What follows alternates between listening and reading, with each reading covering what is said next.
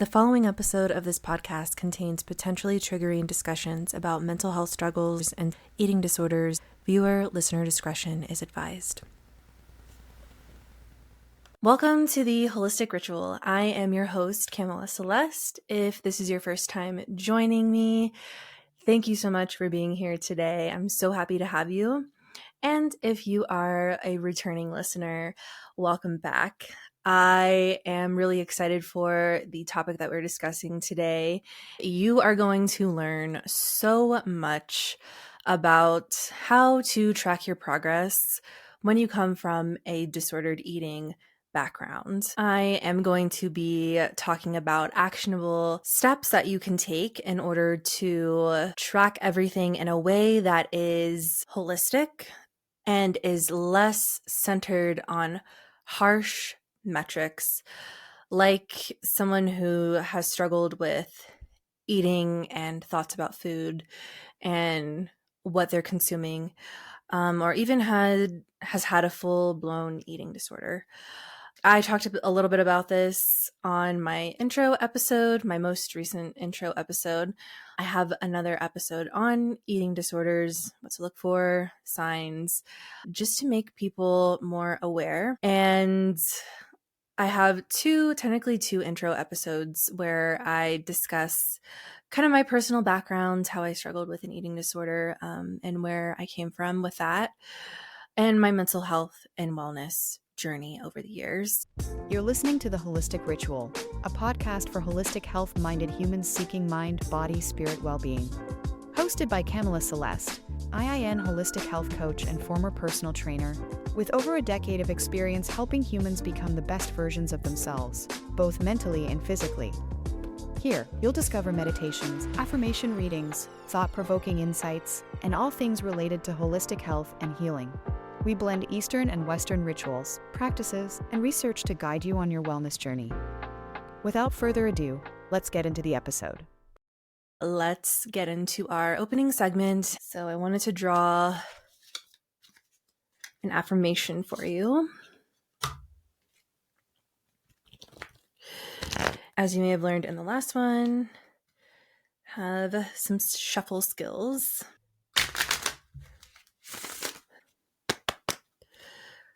Today, I just ask that whatever message you need to hear, that it finds you, Spirit speaks directly to you, and whatever you may need in this moment.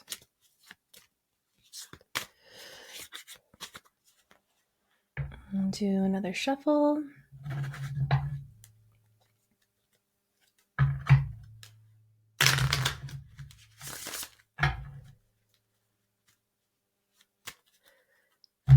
Cut the deck. Your affirmation today is, I am capable. Obstacles are only as large as I believe them to be. I can achieve anything I desire with comfort and ease. I have all the necessary tools to reach my goals.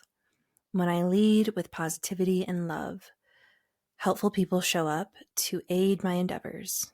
I am capable. I have surely felt like it is going through mud as of recently. I don't know if it's because it's election season and that is a dumpster fire, or that the planets are in retrograde or something, which I am hoping to have on an astrologer so we can actually talk about all of that more in depth. It has felt tough recently, as far as just like mentally, my mind being everywhere, and really feel like it may be a collective thing, even just being out and about, people just being a little bit on edge. So if you have felt like there are obstacles in your path as of lately, just know that you are so capable, and they would not be in your path if you weren't the person to get through them. If you weren't equipped already with everything that you have or everything that you are going to learn to get through whatever you may be going through. So, that is that. Affirmations are also just a great way to gather some reaffirming insight from the outside world, from tapping into spirit, to source, and just kind of checking in with yourself and allowing and trusting that whatever card came up, maybe you are going through something that is very obvious, or maybe there's something internally that you haven't really been able to put into words. Whatever it is, just know you're so capable of getting through that.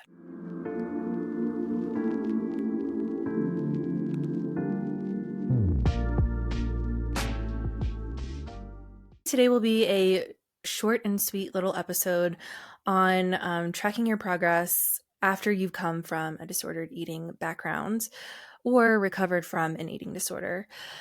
And those two are actually very different terms. So, disordered eating might look like cutting up your food in different ways so that you think that you're eating less. So, different kind of patterns with disordered eating, or even just not being a full-on eating disorder. So, an eating disorder, definitely listen to the episode on eating disorders that I did a couple years back, which it shouldn't be too far down the line because, as you may know, the show took a 3-year hiatus. Definitely listen to that. It goes a little bit more in depth on the different kinds of eating disorders to look for, and especially if you or someone that you know think you may have an eating disorder, lots of helpful resources for that. And that goes more into it being a chronic thing. So it is something that affects you every single meal, every single day, almost every single hour of every day, because you are constantly focused on food, how you look, and trying to negate any type of food that you may ingest is one form of an eating disorder. But I digress. Sometimes we go off on a little tangent. The first tip that I want to recommend that is something that's really, truly helped me, as I know that when it comes to recovering from these things, and or even just being more mindful about how we approach food and not being so strict or so harsh, or even having some of those thought patterns that come up surrounding food, it can be a process of slowly reintegrating maybe some of these things, little by little, one thing at a time, perhaps. And for example, when I was heavy in the height of being super strict in regimens, whether it was because I was still in the thick of my eating disorder or post going to therapy and learning some of those tools, how I think and approach those thoughts, getting away from those really strict metrics can take time. So while I'm suggesting some of these things, and hopefully there was a trigger warning before this, so there are 6 things that I have to share with you today, 6 tips for tracking your progress. And the first one that I wanted to share is something that I've shared on my TikTok page before and my social media before. It is my wall calendar, and I will put somewhere over here or wherever, somewhere on the screen, if you are watching and not listening, what I mean by having a wall calendar or tracking it in my weekly planner. So instead of being very, very strict with tracking every single rep, I now only log the type of workout I did and the minutes. So I'm more focused on how many minutes a week I've been physically active instead of focusing on some other metrics like how much I weigh or how much weight I have lost.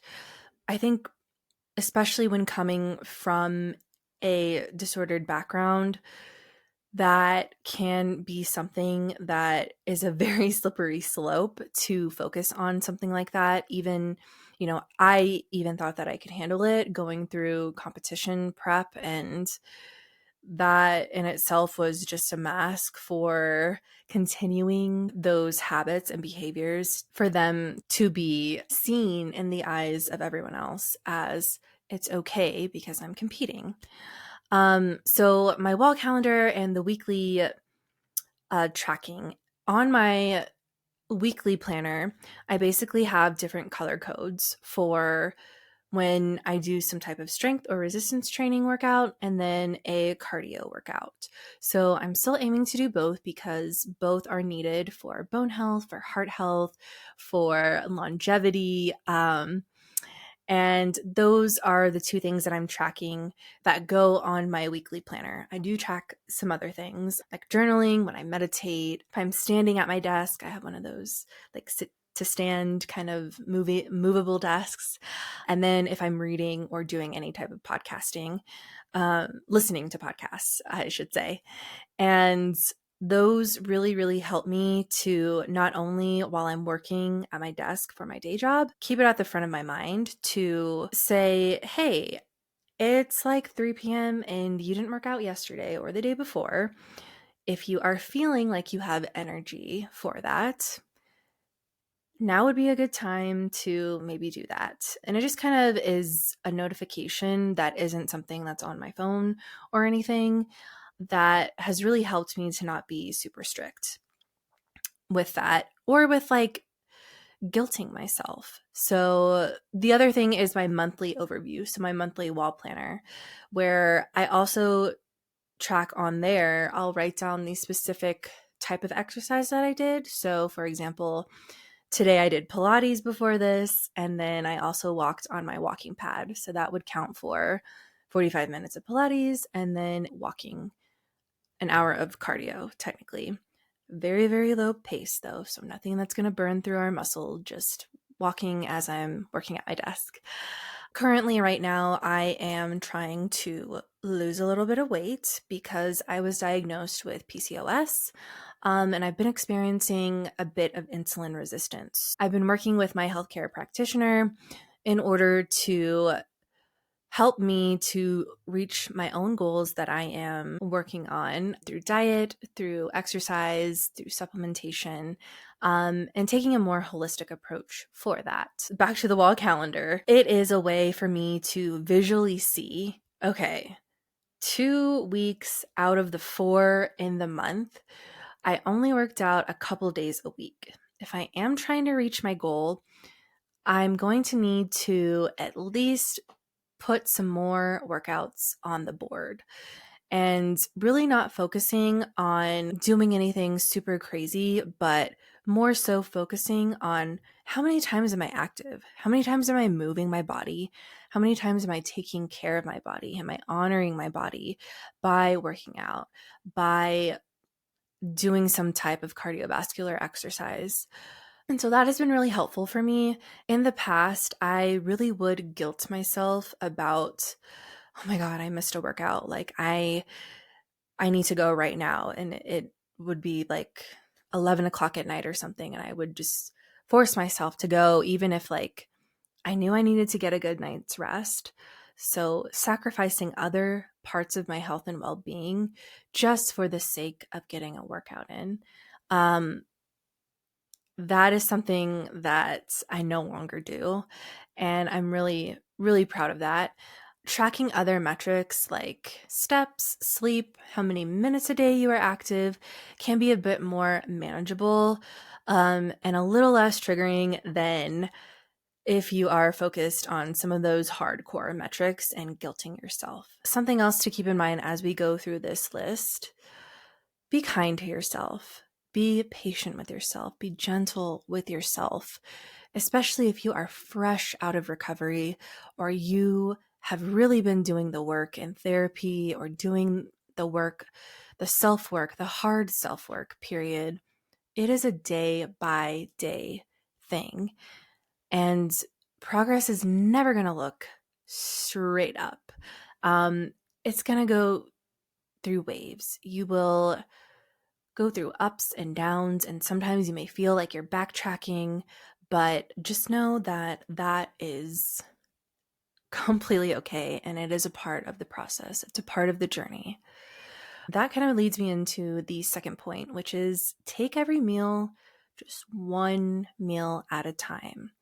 Try to just focus on that meal. Coming from this background, it can be really frustrating because when you are constantly thinking about food, it takes up so much of your brain power, so much of your energy, just constantly thinking about food or exercise. When reintroducing this, just taking it meal by meal, day by day, workout by workout, and really checking in with your body and checking in with how you're feeling that day. How did you sleep the night before? And also, when it comes to taking it meal by meal, what nutrients are you craving? Have you had any greens today? Have you had protein with each meal? Instead of maybe focusing on how many calories or how many carbs or how many these really specific metrics, which comes with that background of being very, very strict with all of those. Instead of focusing on numbers, just focus on the contents. What does your plate include? I like to say, add things in before you start taking things away. So if you really want some chocolate or a donut, before you have those things, try to add in some greens, add in some protein. Eat your veggies, eat some protein, and then if you still want the donut or chocolate or fries or whatever it is, have them. Having veggies first before you get into the rest of your meal helps prime your stomach for feeling full, as veggies contain lots of fiber. Protein is really going to help you also fill up. So this is a way to, this is kind of like my own little hack of like, if you want something, do not deny yourself of it. As you know, some of us have probably learned, it's never about denying. It's always about approaching our thoughts surrounding food and not necessarily taking away bad foods, in quotation marks, bad foods, because we all need nourishment. We all need sustenance. Focusing more so on adding things in and less on taking things away or taking things and putting them in the category of off limits. It really is about balance. It really is about honoring your body in a way that is, you're getting the nutrients that you need, but you are also honoring your soul. And sometimes a chocolate chip cookie is just good for your soul. Another thing that goes with this point, besides from just focusing on the content of your plate, so adding veggies, adding a protein, adding a carbohydrate, adding a healthy fat, I like to just track my protein, especially because I'm focused on insulin resistance and reversing that. So having meals high in protein for every meal that you have helps with that blood sugar balance and blood sugar control. A way that I like to do that is this app called Protein Pal, and I'll put a screenshot of what it looks like. That is the only really metric that I track nowadays, just to ensure that I am actually hitting my protein goals, to make sure that I'm building muscle, which also helps with insulin resistance. And it makes it really simple because there are no other metrics on there. It is just tracking your protein. And I'm going to say a word, and it could be triggering. MyFitnessPal. I used to be in that app like it was Instagram, like it was TikTok, just constantly worried about every single little metric in there. And so I know that I cannot use that app still to this day. It has been several years since I've used it last.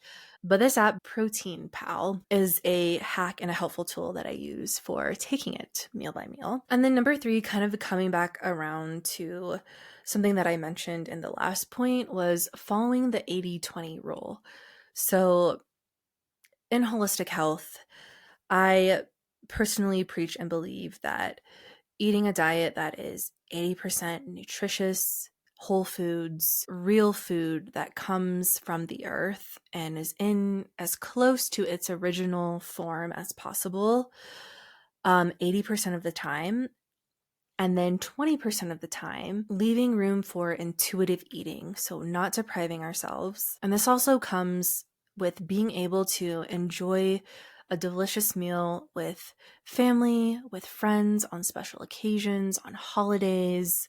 So we aren't restricting and we aren't so focused on, oh my God, I can't wait until Friday, it's my cheat day, and then just living for that one meal. 80-20 rule, it has been so helpful as far as just being able for that to be something that is sustainable long term.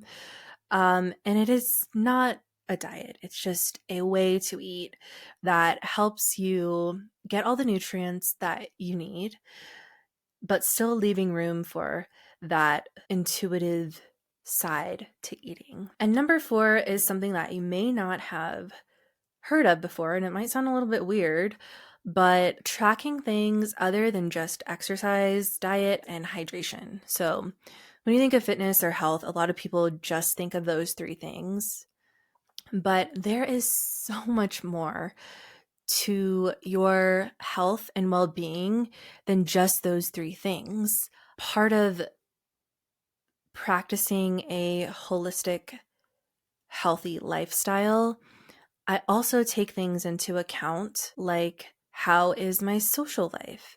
How is my sleep? Am I career fulfilled? Am I doing something that I enjoy at least? Am I learning things? Am I learning new things and being educated on topics that are interesting to me? How is my home environment? I know my brain is literally, I cannot function if my environment is messy and there are things all over the place. I already have ADHD and it just really feeds into that. So how is the home environment? How are my finances? A lot of people don't like to talk about finances. It can be a sensitive subject, but finances play such a huge role into your health and your well-being and your mental health. And it also has to do with like your root, your security, feeling okay in your body and having a calm nervous system that isn't in fight or flight all the time. That has to do with finances. Do I have a spiritual practice? You know, that could be religion, that could be meditating, that could be um, journaling and spending time with yourself, spending time in nature. So, having some type of spiritual practice. How am I getting to be creative in my life? And if you're sitting there thinking that I am not a creative person at all, I don't enjoy that.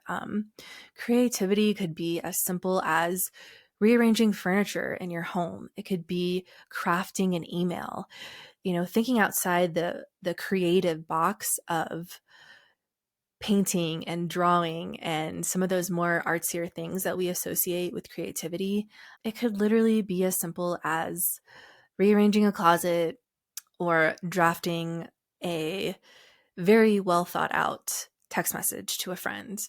Different ways to be creative, but we as human beings, we need that. We need creativity. And then joy. Do I have joy in my life? What are some things that bring me joy day to day, week to week, month to month? All of these components make up our health in the most holistic way.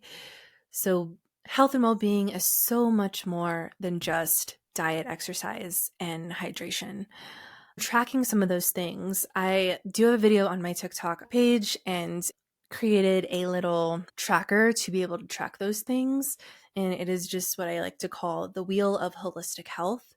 And then you kind of just put pinpoints on there of where you feel in each of those areas of your life. And then in a few months, you come back, you reassess, and you see how the circle changes, which is something that's really cool and something that my energy is better spent doing nowadays than just focusing on those three things. It encompasses, and you feel so much better when you think about all of those things versus just the three.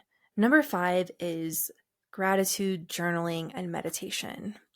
I owe so much of my recovery and doing that hard self work to journaling, especially journaling.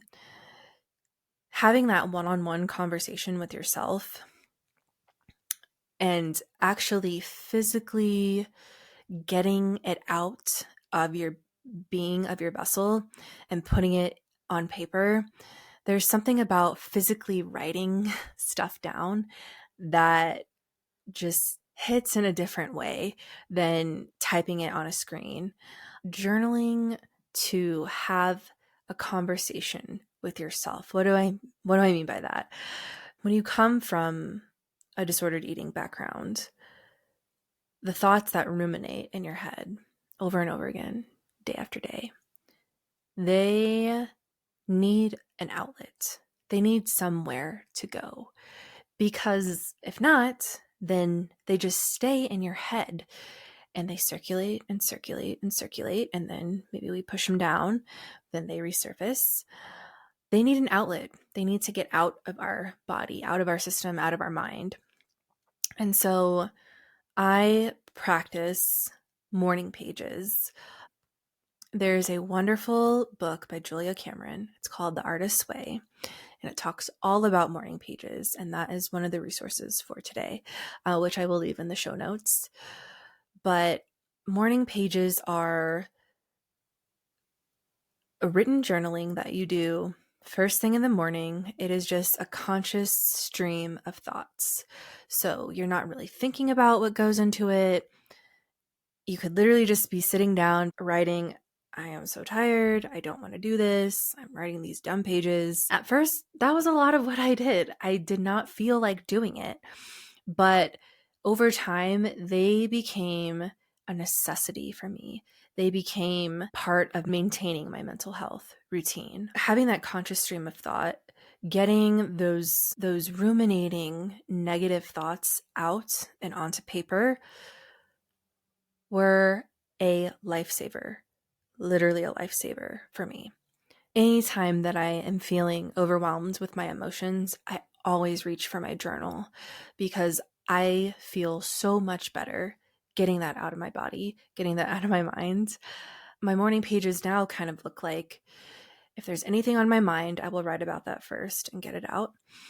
And then it's kind of shifted into gratitude and having gratitude for everything that I am so appreciative and grateful for going on in my life right now. The people, what I've gotten to experience, even just thanking my body for getting me to this moment, for being so strong, for being an able body, for getting to experience all 5 senses every single day, which is a luxury. Not everybody has that luxury. Those pages, journaling, gratitude, meditation, all together has really helped me progress my mental state and really just helped my recovery. Also, something that my therapist told me when we were working together on recovery is you never truly will never have an eating disordered thought again. It's something that you always have to deal with for forever. And that was really hard for me to sit with at first. But it is how you handle those thoughts whenever they come up. Because they will come up and they will resurface. And it could be days, it could be months, could be years, but they will resurface. And having that toolkit, the morning pages, having a gratitude practice, having a spiritual practice, adopting some of these other things, going to therapy, having that toolkit just equips you for how to not let yourself succumb to those negative thoughts and to not be trapped in them. And that is so empowering, I feel like, to know that just by doing this small thing every single day can truly help so, so much. This leads me to our last point, which is number 6, how I look in a mirror and how I feel about my body. I put this one last specifically because mirrors at first can be very triggering. Looking at your own body can be triggering, as that kind of dips into the body dysmorphia territory. Body dysmorphia is a bitch. It is just so deceiving, and it's so hard, especially I think around, when your cycle's coming up or during your cycle. Your body looks different, but it really is hormones and different things that I have learned that I need to just talk myself through that. Like, I know this is not really truly how my body looks. I am grateful for my body in this moment. And kind of reframing that moment, letting me sit with that, but only for so long so that I have the opportunity to reframe that thought. And I, for the longest time, was not able to weigh myself, and I still really don't like the scale. It doesn't really tell you anything of value other than your body as a whole, not taking into account how much muscle you have, how much of that is your organs and your fascia, and how much is that is your brain, or it can't tell you all of those other things. For me, the scale is just the dumbest way to track someone's health. And so really going off of how you feel and how you look, if you are at a stage where you are able to start looking at mirrors again, that can be so much of a better thing to go off of than weighing yourself. Especially also because weight fluctuates so much throughout the day. At 9 a.m. you could weigh one weight, at 3 p.m. you could weigh another weight, after a meal you could weigh another weight. It really doesn't tell you anything of value. Something that also has been really helpful is whenever you're ready to start incorporating these, saying mirror affirmations, looking at yourself in the eyes and saying an affirmation to yourself, finding one thing, just one, every day that you love about your body today. It could be the same thing every day for the next few months, but finding gratitude for something that your body does, something that you like about your body, your mind starts to look for things that it loves about your body and yourself. So it almost starts to rewire it to seek out, what do I love about my body? What cool things is my body able to do? Finding one thing at first, and mirror affirmations are such a huge help when it comes to tracking progress. And then the checking in with yourself piece, checking in not only with how you're feeling physically, how are you feeling mentally? How are you feeling emotionally? So to review our 6 points here, 1 is visuals. So weekly, monthly, having some type of visual that isn't very strict, but that you can look forward to. I can't wait to write down what I did today for my workout. Or I can't wait to see at the end of the month how many of these little blocks on my monthly calendar are colored in. So weekly, monthly visuals. Number 2, taking it one meal at a time. Number 3, the 80-20 rule. 4, holistic metrics. So taking in the holistic wheel of health, tracking those things. 5, journaling, meditation, gratitude practice. And 6, how you look and feel in the mirror and mirror affirmations. All of these 6 things allow me to no longer worry about or constantly think about, and I'm just going to read off this list from my notes down here. Not weighing myself, reducing myself to metrics and numbers, not weighing my food, not tracking calories. It also allows me way less room to shame myself and shame my body, not thinking about food 24/7.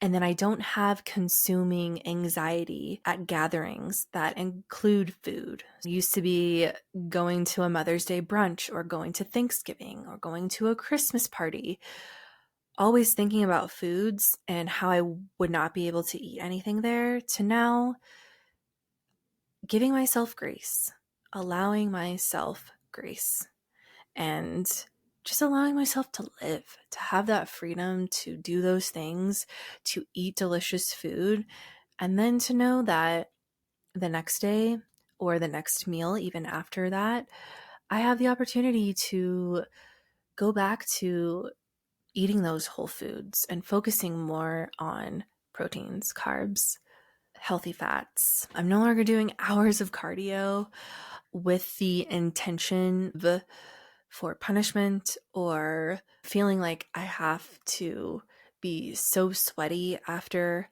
that, and then no longer having the consuming anxiety if I miss a workout. So just thinking about how much different life is without doing all of those things, I just have found such an appreciation for myself and have a new outlook on life, especially approaching it in a more holistic and balanced way. And so for the closing segment, I wanted to read a poem that I wrote a few years ago, just really thinking about people who have struggled with eating disorders, disordered eating, and I hope that it resonates.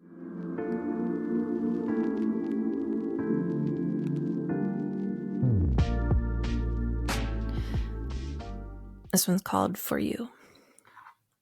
For you who stands there, gazing in the mirror, judging your body, picking at your skin, wishing it away, wishing it were different.